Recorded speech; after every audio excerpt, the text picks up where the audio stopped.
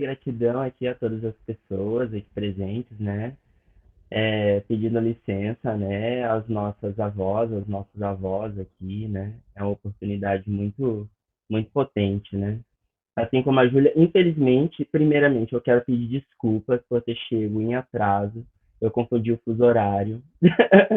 Tava aqui envolto a um monte de coisa, e daí eu falei assim, gente, eu tô em atraso, começou a reunião, enfim, peço perdão, desculpa mesmo.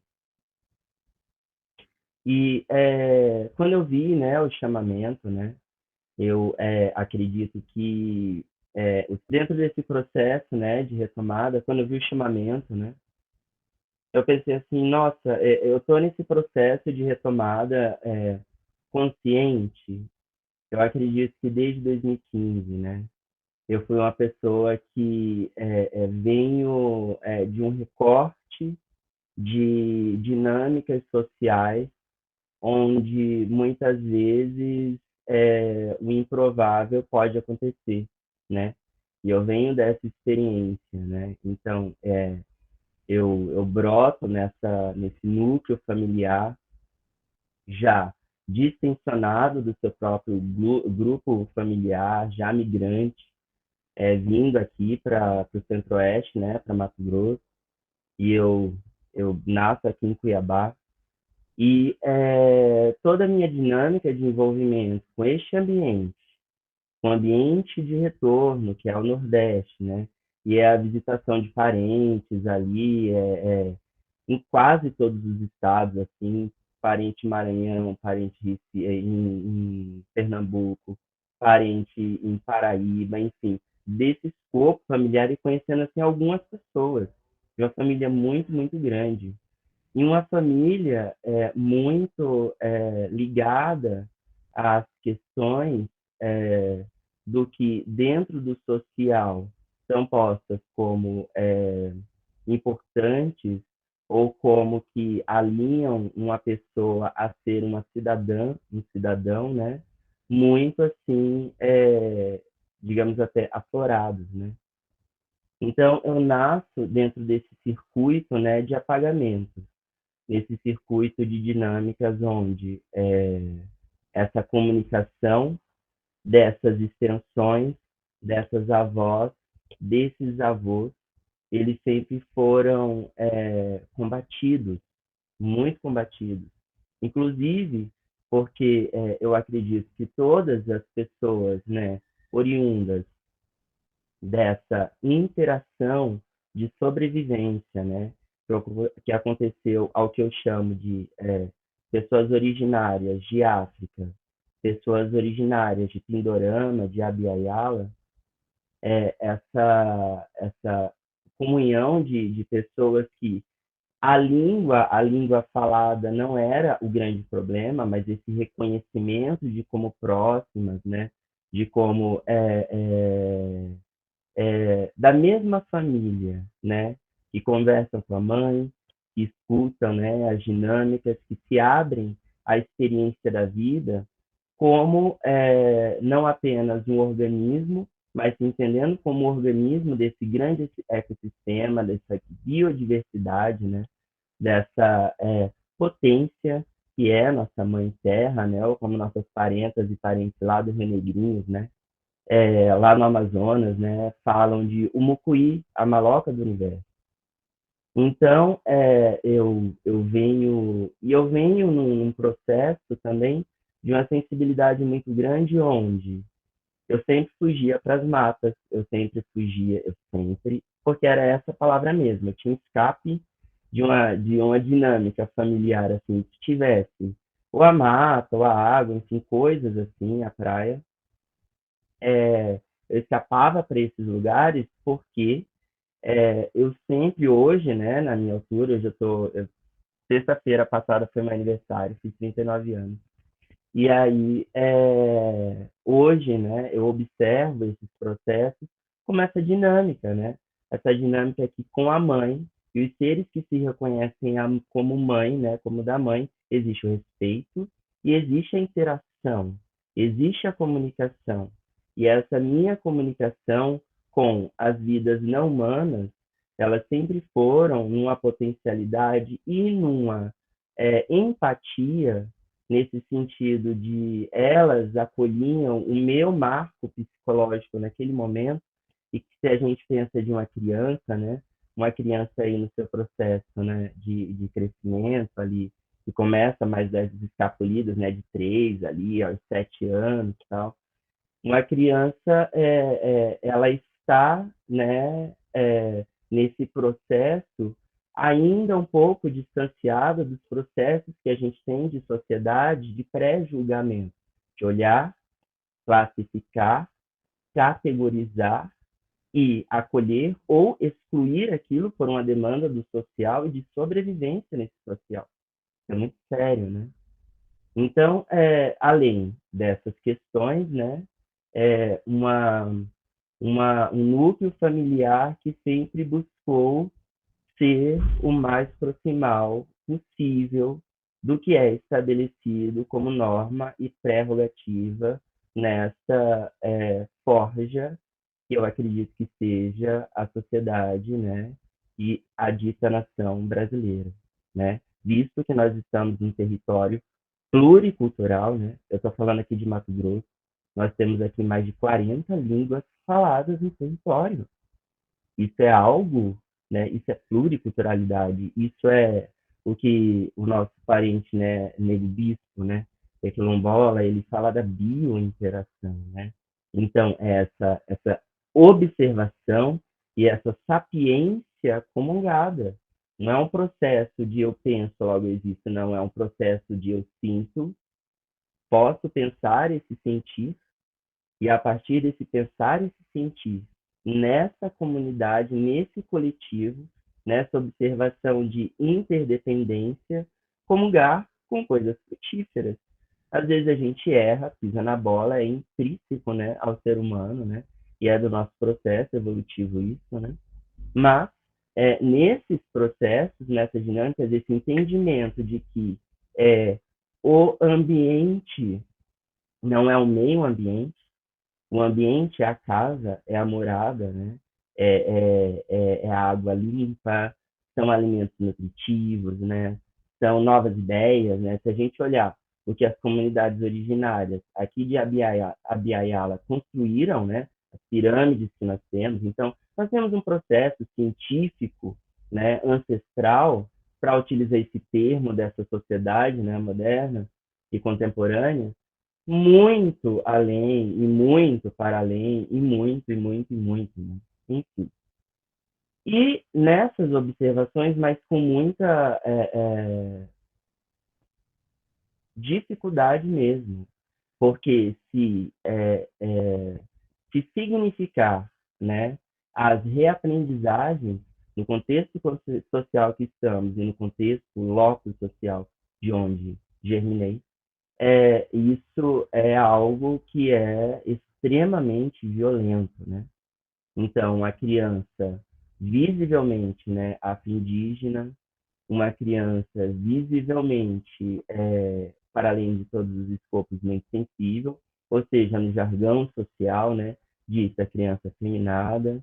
Então, todos esses processos da masculinização, né, do processo de é, é, ofertarem um homem à sociedade, né? Esse homem branco, né? Esse padrão, né? Que foi posto há 5 séculos como modo, né? Operante. E temos vivenciado esses processos, né? Então, dentro dessas minhas questões, e também com o aspecto da dislexia, né? Eu tive muita dificuldade no processo de escrita, e até hoje eu tenho, né? Graças a algumas professoras e alguns professores que criaram essa dinâmica com os outros professores para que eu pudesse estar fazendo provas orais ou enfim, em outros modos que surgiram. Senão, eu não estaria hoje podendo ter a oportunidade de estar fazendo um doutorado aqui na Universidade Federal de Mato Grosso. E essa oportunidade surgiu dentro de um espaço da minha formação enorme, tendo em vista as dinâmicas que dentro da graduação se dá a pessoas que têm interesse de fazerem parte deste ambiente acadêmico, que é o processo de mestrado e o processo de doutorado, né? parte do doutoramento, então eu estou dentro da meritocracia, né, habilitado a me promover alguma área, algum ambiente dos institutos, da faculdade, do Universo Federal, né, pensando em um concurso público para ser professor de uma universidade. Mas isso eu não sabia.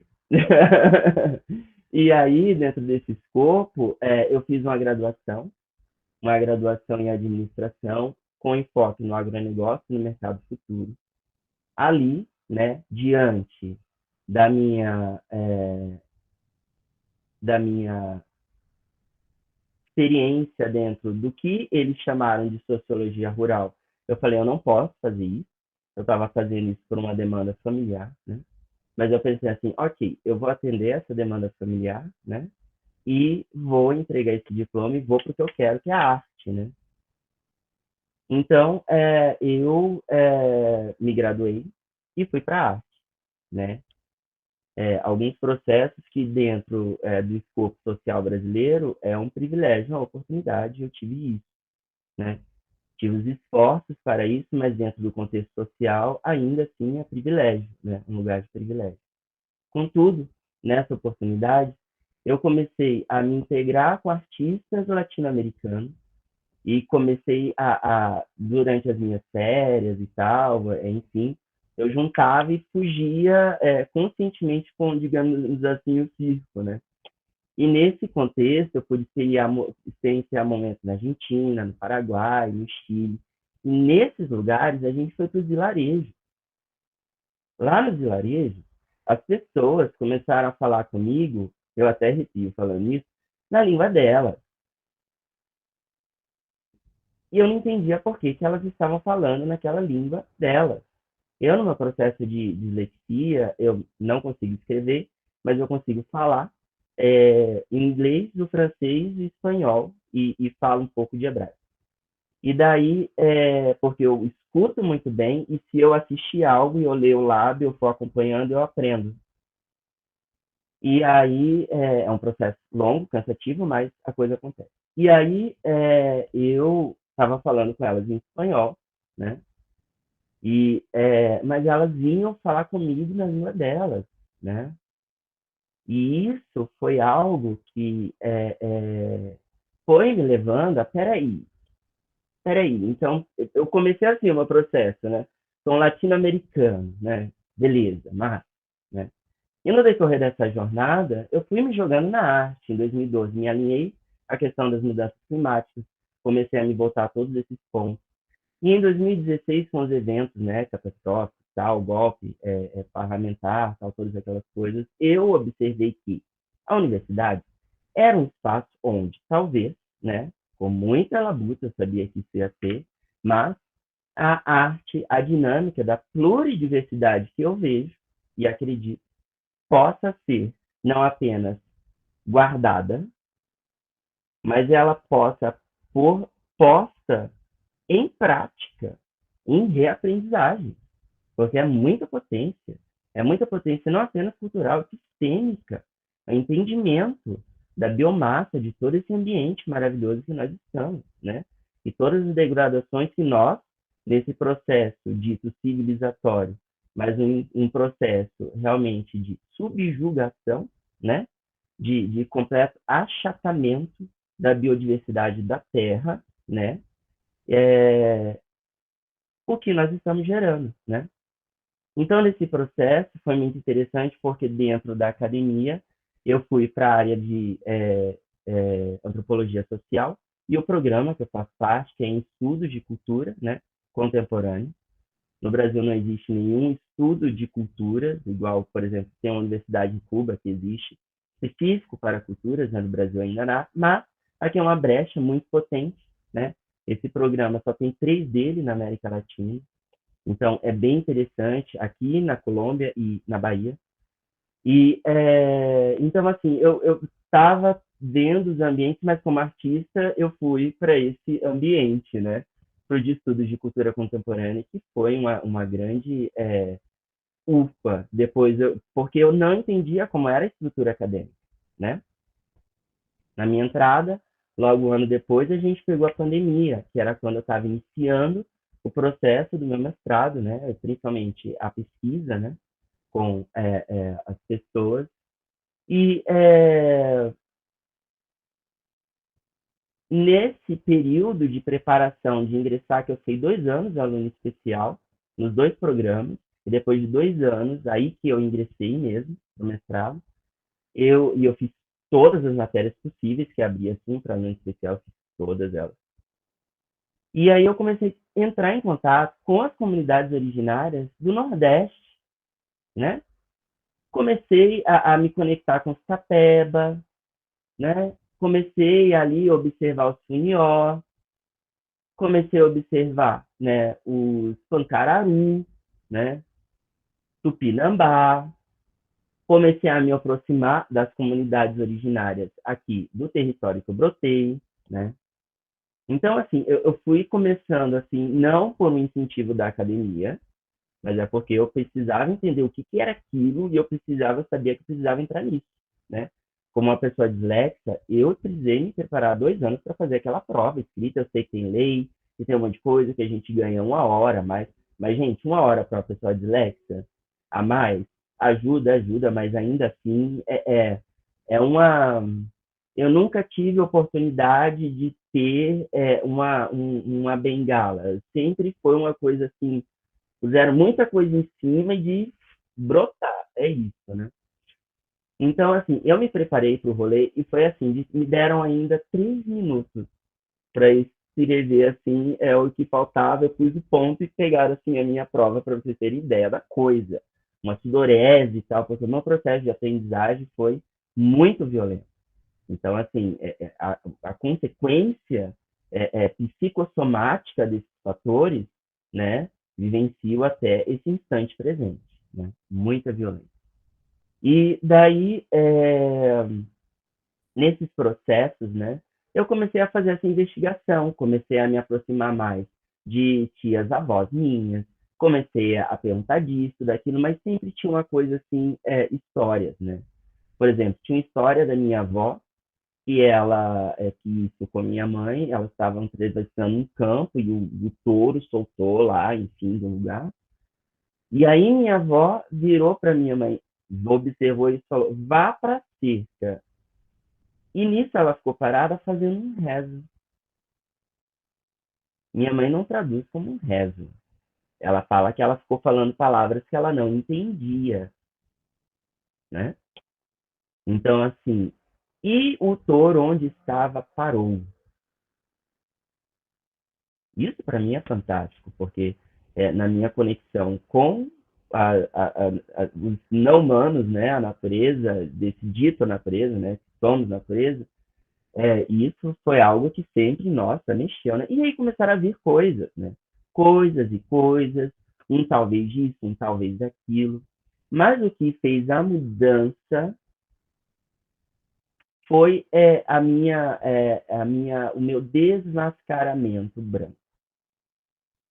Eu comecei nesses anos, assim, e a partir de 2015 eu comecei mesmo, assim, da UFA, sabe? Eram urros que precisavam, assim, sair de aprisionamentos, de coisas assim, e de reidentificações, né? Então, por exemplo, eu comecei a me conectar com outros artistas, o Kikiá Pancararu, super potente, trocar com o cara, tal, e as coisas, e vendo a família. Gente, eu falava, nossa, isso parece minha tia. Eu ia falar que é tia Josefa, mas não é tia Josefa, porque tia Josefa é igual uma parenta de Ana Tupinambá, que mora aqui em Cuiabá, que eu conheci ela assim. Quando a gente volta para a ancestralidade, a coisa se aproxima. As pessoas, para fazer, sabe, essa limpeza na íris, de é isso mesmo, venha cá, não tenha medo. É isso, né? Esse processo começa a acontecer. Isso eu levo para a pesquisa. E essa força ancestral eu levo para a minha comunicação, não apenas para ser um professor da universidade. Isso é um canal, isso é algo que está aí para o jogo, e se rolar, legal que aconteça, mas o meu foco principal, né, isso desde 2012, mas desde que eu entrei na academia, eu pude levantar essa bandeira, né, é a utilização da jurisprudência branca estabelecida, e aí eu estou falando dessas questões de acordo com a ONU, tal, comecei a me jogar nas coisas. Eu, por conta dessa minha facilidade de falar, não de escrever outras línguas, eu e tido a oportunidade de me deslocar, né? Eu, no meu processo de retomada, eu fui voluntariar na África, eu fiquei um tempo morando na África, eu fui morar um tempo em Israel, fiquei um tempo lá, enfim, lugares, né? Fiquei morando um tempo na Guatemala. Então, de coisas assim, e de conexão com as pessoas originárias daqueles espaços. Nunca buscando shopping, a coisa assim, o clube e tal. Ia, mas assim, o foco era onde que está a raiz, essa sede de raízes, sabe? E daí eu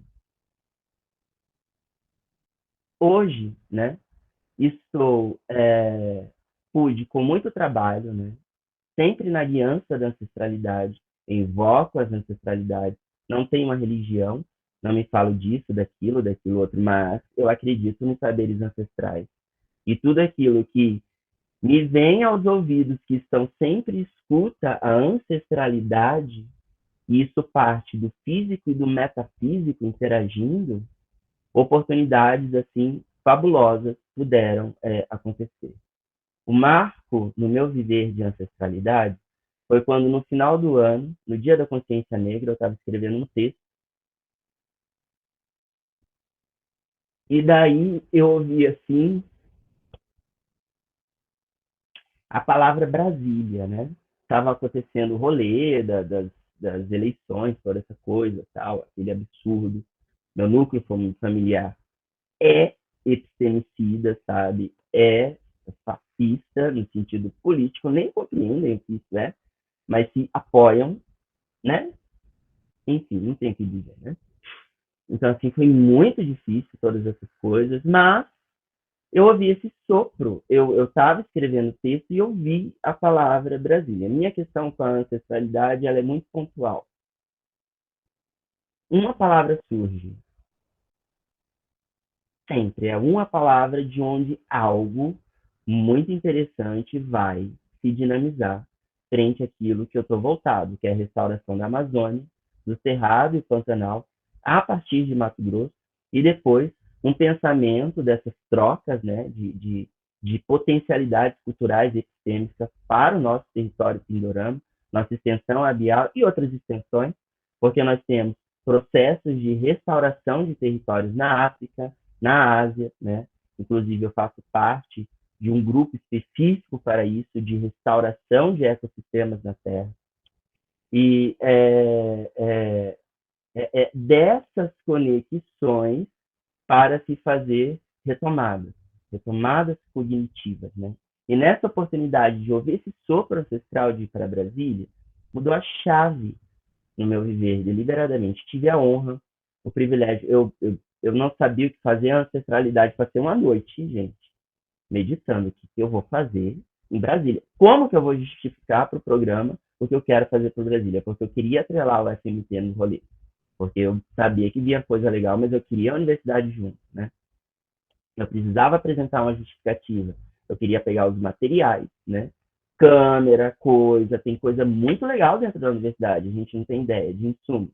Eu queria acessar esses negócios, eu precisava levar algo consistente para minha orientadora, né? E aí ela dinamizar uma reunião, e aí fazer, e aí todo mundo discutir, se apoiava e tal, e se apoiam, liberam material para o pesquisador, né? Eu tive a sorte, né, das ancestrais, né, na guiança da minha dissertação de mestrado, que no ano passado, o FMT ela faz uma análise a cada um ano e meio de todas as produções de dissertação a do mestrado e de teses do doutorado, né? E também pode entrar de pós-doutorado, pesquisas, né? Mas aí o ciclo, como de pós-doutorado, é de 5 anos, então às vezes não encaixa, né? Mas enfim, de produções, né? Dos 50 programas, dentro Desse espectro de produções acadêmicas, eles selecionam 6. Desses 6, eles premiam 3. Beleza. E aí, só que isso parte do pesquisador, enfim, o programa orienta, joga. Tem uma dinâmica, não é assim, tá no espaço, foi publicado isso. Não. Precisa desse movimento, né? Minha orientadora falou. Eu falei, mano, isso é uma competição, mano. Eu não quero, eu odeio, eu sou uma pessoa disléxica, como assim eu vou entrar numa competição? Ela falou assim, inscreva, enfim, né? E foi um processo de muita surpresa, porque a dissertação ela levou o prêmio de primeiro lugar dentro dos 50 programas da UFMT. E isso não é, o Tom é uma pessoa inteligente. Não, gente, não é isso. São espaços, caminhos para a ancestralidade. Para a gente poder fazer escolhas outras dentro do sistema. Porque a gente só pode mudar essa chave, eu acredito, dentro do sistema. Existe uma dinâmica. É como se você estivesse num labirinto, mas ele tem uma saída. A gente sempre brota. Então, assim, é porque tem saídas. Então, como que a gente se levanta e a gente faz? Para além da retomada de territórios muito necessárias, indenizações do Estado necessárias, absurdamente necessárias, né? A todo escopo, originário, Brasil-África, né? Nós também temos que ter essa retomada cognitiva, e essa retomada cognitiva nos dá força para, além das adversidades, das violências, de todo espectro, né, de desmembração, para nos fazerem pardas e pardos. E quanto mais a gente estiver dentro daquele objeto de fissuração, né, é aquilo, tem que ser para o mais proximal daquilo, socialmente melhor, né? Então, isso só foi possível, né, esse alcance, né, por causa da ancestralidade. E eu falei isso, né? Isso é a ancestralidade e a dissertação do começo ao fim é fechada pela ancestralidade, porque essa é a grande potência, né? Eu tinha uma preocupação muito grande e isso se mudou em 2018, quando eu fui para Guatemala, que eu não sabia qual era o meu povo, eu precisava saber qual era o terreiro, eu precisava muito saber, era algo que me incomodava muito. Lá na Guatemala, falando com a parenta, ela me acolheu assim, cria mesmo, sabe? Cria. Ela virou para mim e falou assim, Tom, não importa se a sua avó, se a sua bisavó, ela enterrou o umbigo dela no terreiro, na terra, você faz parte desse tecido. Isso que é importante. Se você olhar para isso, você vai olhar as coisas também de outros modos, né? Quando eu fui para Brasília, eu tive a ideia da ancestralidade de fazer um documentário, né? Eu venho trabalhando, eu sou um artivista, né? Um artista, ativista, e trabalho muito a questão política e trago essas coisas nas minhas produções artísticas. E daí, o documentário era uma chave, né? Eu já estava querendo me aproximar do audiovisual, trabalho muito a questão de vídeo, mas não nesse foco necessariamente. E aí, eu fui para Brasília com essa ideia. O documentário, eu finalizei ele no dia 28 de fevereiro deste ano, né? Eu cobri 57 dias, né? Do início de gestão, né? Dessa nova gestão Lula, esse terceiro mandato.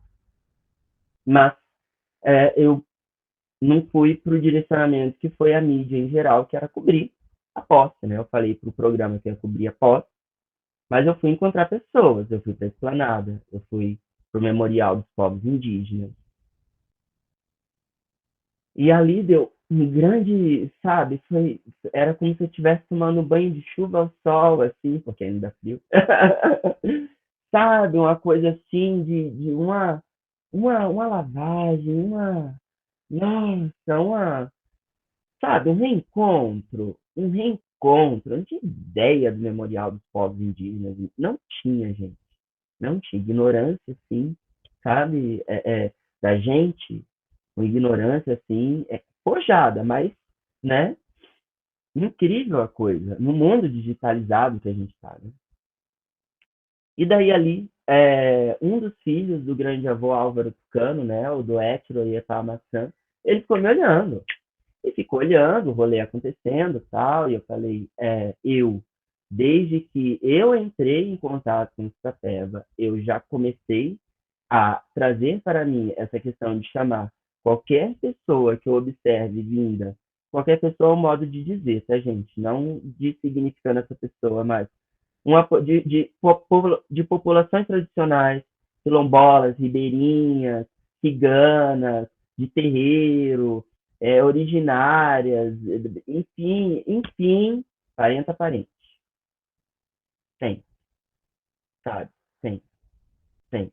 E na oportunidade de pessoas populares, ou seja, de centros urbanos, e aí que eu veja, dali a pouco, sabe, estou ali parenta parente, porque é isso, sabe? Não é, eu não quero que ter ou um exotismo diante daquela pessoa ou uma, sabe, uma coisa vazia. Não, eu estou diante de algo que gera reconexões profundas e de transformações dessa nossa sociedade. Isso é muito importante, né? E aí, ali, né, me convidaram para um ritual, né, Iepamaçã, porque Tucano é o nome dado pelos invasores, né? Então, que é o ritual Capif, né? E aí são questões, né? Porque é a questão da ayahuasca, né? É a questão do rapé, né? Eu já tinha tido essas experiências em outros, né, ambientes, né? Mas esses ambientes colonizados, né? Esses ambientes onde a gente está tapeando ainda, né? É, é, é igual a Transanagô, né? A origem da Transanagô era para indicar os caminhos de fuga. Então, eu vejo que nós estamos em processo, se a gente olhar nesse deslocamento, tapeamento, né? Então, nem a luz vê. É o gatinho quando logo nasce, né? Não tem não vê, é assim, e vai, né? A gente tem esse processo também de não ver, leva um tempinho, mas isso prossegue, né? Então, ali, e foi no dia 8 de janeiro, sabe? Foi enquanto aconteciam aqueles rolês, eu estava ali diante do grande avô Álvaro Tucano, né? Ele queria me escutar, ele me escutou e ele falou para mim: tudo bem, vamos trabalhar. Ele trabalhou um tempo em mim. Enfim, foi uma dinâmica de pagelância muito linda. Eu já tinha tido a experiência do Capir, né? Foi maravilhoso. Foi uma experiência, assim, descomunal. Estavam ali lideranças também do Brasil, né? Enfim, pessoas diversas que tinham ido para Foz. Então, foi um encontro de muitas potências, né? O grande avô, ele é pai da Daira Tucano, não sei se vocês conhecem, entra aí no Instagram, gente, o trabalho dela é, assim, fantástico, né? Enfim. E aí a gente fala dessa potência, né, de não colocar a nossa arte como artesanato, né, mas é arte, nós produzimos arte, né? Então, e aí, no dia 8 de janeiro, o grande avô fez todo esse trabalho comigo. A ancestralidade falou mais potencialidade comigo. Pessoas, é, relações profundas começaram a se criar entre mim e pessoas pancararu, pessoas tupinambá, né? Pelas dimensões, pelas feições, pelos traços, né? Por esse tapeamento, né? Eu acredito, né, que essa minha primeira partida originária ela seja, né, do Tupinambá Pancararu. Porque eu olho, por exemplo, a minha avó, por parte do pai, de pai, gente, assim, sabe? Enfim, muito igual a mãe de um parente. É uma coisa de louco, assim, sabe? De olhar e estou ali diante da minha avó, né? Mesmo que no digital. Então, isso é muito doido de se pensar, né? E aí, então, eu faço essa retomada no sentido do que eu consegui nessas minhas andanças, né? De conexões com pessoas, pessoas potentes, pessoas originárias, pessoas que podem estar fazendo trocas, né? E aqui nesse ambiente, né, o que eu consigo observar como aquilo se dinamiza e para esse enfrentamento, fazer esse brotamento, eu me direciono, né? Então, eu gosto de falar isso, né? O meu ex-psiquiatra, é porque ter ex-psiquiatra é ótimo, ele não me passou para outra pessoa, não, tá, gente? Ele me deu alta. E é um processo assim, sabe? A gente faz encontros, mas nunca teve uma retomada do processo. Então, meu ex-psiquiatra falou assim: Nossa, Tom, você é uma pessoa idealista, né? Na academia me falam que eu sou uma pessoa militante, né? Não, eu sou uma pessoa afro-indígena, sabe? Esses meses, eu não tinha ideia disso. Eu ganhei um celular, esse celular era da minha mãe. Eu estava conversando com meu parceiro cultural, que faz produções culturais comigo e tal, e tem essa economia criativa circular, projetos de economia criativa circular. Eu estava falando dele das questões de fazer exame e tal. E eu entrei no Google no celular e apareceu assim uma série de laboratórios, né? E a minha irmã mora nos Estados Unidos, né? E aí eu cliquei, eu olhei assim, me veio, né? Clica, cliquei. E era um mapeamento genético. E eu achei super interessante o mapeamento genético da minha irmã, porque de populações originárias, né, o mapeamento genético não traz com esses termos que eu vou utilizar agora, né? Ele traz os termos colonizadores, né, de separatividade, de núcleos, dessa criação que eu acho profana, isso é uma opinião minha, nem vou falar aqui como acadêmico, mas é uma opinião tom, dessa ideia de raça. Eu acredito que nós somos igual um pé de manga. Tem espada, tem coquinho, tem coração de boi, tem, enfim, né? Vários sabores, vários tipos, vários shapes, né? Várias coisas, mas é manga, né? Então, assim, eu acredito nessas questões, né? O mapeamento genético traz com os termos colonizantes, né? Na minha leitura, né? O mapa de populações originárias da minha irmã, ela parte da Patagônia e ela deixa esse feixe de Venezuela, ela pega um pedacinho ali, ela pega um pedacinho da Venezuela, deixa esse feixe de México, pega um pedacinho da Guatemala e sobe até para cima da Califórnia. De pessoas originárias da África, ela cria todo aquele escopo que o próprio mapeamento genético trouxe, ele não trouxe isso no escopo da esfera de Abiyala, né, da América, né? Não trouxe um nome, não trouxe. Eu clicava no negocinho, não aparecia nenhum nome. Quando eu cliquei na região onde estava o escopo de África e que pegava toda essa questão, né, de é, médio central, já quase pegava a África do Sul inteira, mas subia principalmente pegando essa região mais proximal do Oriente, né? Criou-se um círculo e apareceu o nome Bantu, né? Então hoje, e eu fui pesquisar sobre o povo Bantu, né? E aí eu gosto de dissecar complexidades, né? E aí, aprecio mesmo. E daí hoje digo, né? Eu sou uma pessoa originária Bantu, eu sou uma pessoa originária Pancararu, Tupinambá, Uniô, Chavante, né? Eu sou uma pessoa Boi-Bororo, né? Porque a minha bisavó, ela teve o umbigo dela plantado lá naquele terreiro, né? Então, assim, e não foi só aqui, foi lá também. Isso é muito potente. E ter espaço para elas, né? Para todas essas vivências, todas essas mordaças, porque uma tia-avó minha me falou assim, por parte de mãe, né? E a minha bisavó, ela foi pega no lar. Então a gente está falando de uma pessoa que ela foi estuprada, que ela passou a vida dela recém, né? Mas ela se manteve viva, por quê? Né? Eu acredito que ela poderia talvez pensar, né, que do ventre dela uma sementinha brotar, e eu tô aqui para ser esse brotamento. Muita gratidão aí pela escuta de vocês, e talvez eu tenha passado da hora, mas é isso, muita gratidão.